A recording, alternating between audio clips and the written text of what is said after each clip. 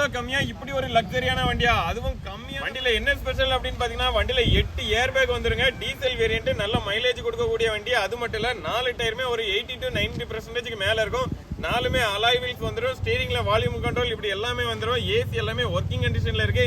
Interior அவ்வளவு ஒரு நீட்டா இருக்குங்க. சீட் எல்லாமே மோட்டரைஸ்டு மிரர் எல்லாமே வந்துடும்.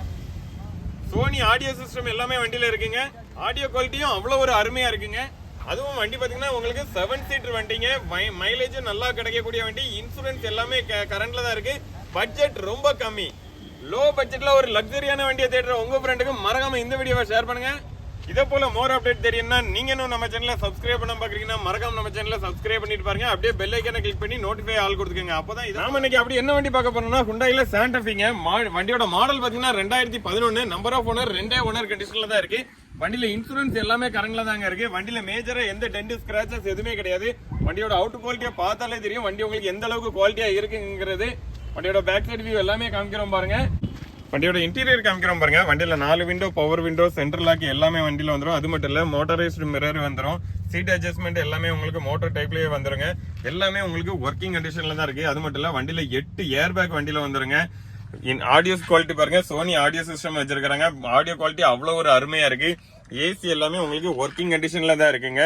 சீட் கவர் எல்லாமே ரொம்ப நீட்டாவே இருக்கு. வண்டியில உங்களுக்கு 8 ஏர் பேக் வந்துடும். இங்க 2, போஸ்ட்ல 2, பேக் போஸ்ட் எல்லாமே பாத்தீங்கன்னா ஒரு 8 ஏர் பேக் வண்டியில இருக்கு. வண்டியோட பேக் சீட் எல்லாமே காமிக்கிறோம் பாருங்க. ஃப்ளோர் மேட், எக்ஸ்ட்ரா மேட் எல்லாமே வண்டியில போட்டிருக்காங்க.